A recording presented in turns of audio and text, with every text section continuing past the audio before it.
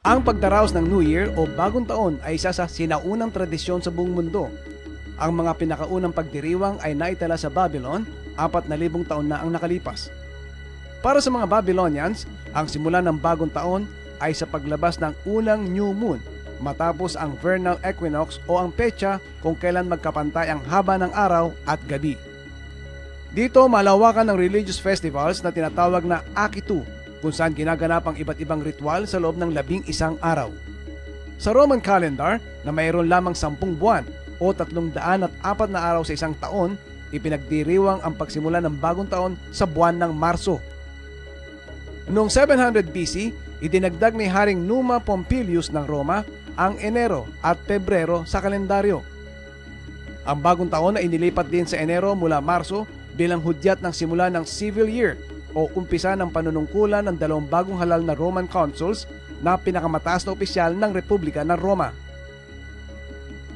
Pero ang pagdiriwang ng bagong taon sa unang araw ng Enero ay naging opisyal lamang noong 46 BC nang inilabas ni Julius Caesar ang Julian calendar. Gayunman, noong Middle Ages, binuwag ang mga selebrasyon tuwing A1 ng Enero dahil itinuring itong hindi makakristyano. Nakailang beses ding binago ang pagdiwang ng bagong taon sa iba't ibang petsa, hanggang naging permanente noong 1582 nang sinimulang gamitin ang Gregorian calendar. Ginaya ng karamihan sa mga Katolikong bansa ang Gregorian calendar, habang sumunod naman ang mga Protestanting bansa.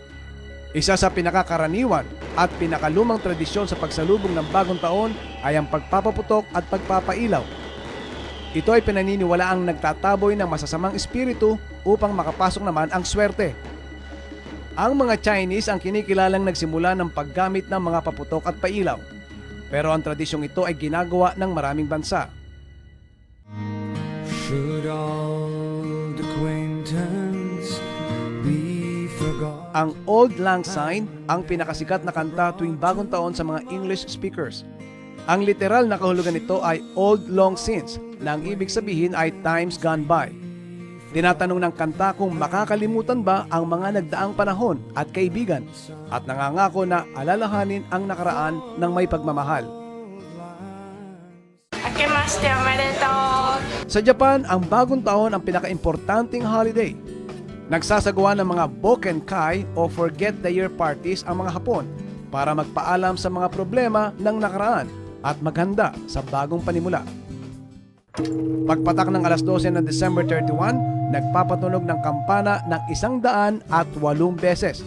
Ang mga templo sa buong bansa, sinisimbolo ng pagtunog ng kampana ang paglilinis ng mga kasalanan. Nakagawian din ng mga Hapon ang pagkain ng samut-saring pagkain at pagpapadala ng New Year postcards. Feliz Año Nuevo, lo mejor para todo el mundo. Sa Espanya naman, pagpatak ng alas 12 ng bagong taon ay nakaugalian ng lahat na kumain ng 12 ubas para maging masaya ang susunod na 12 buwan ng taon. Feliz Año!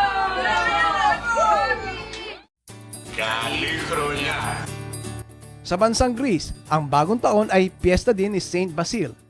Isang tradisyonal na cake ang inihahain at nilalagyan ng gold coin sa loob. Pinaniniwalaan na kung sino man ang makakuha ng gold coin ay magiging swerte sa susunod na taon.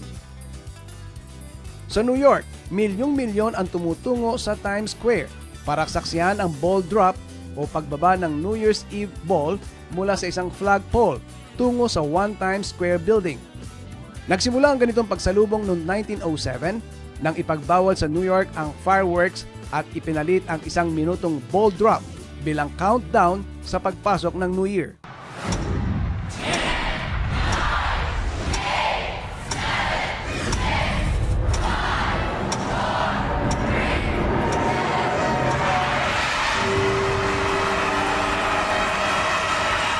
Iba-iba ang kaugalian at tradisyon, pero iisa ang kahulugan ng mga pagdiriwang, ang panibagong pag-asa at tuwa sa pagpasok ng bagong taon. Para sa Serbisyo All Access, June Del Rosario.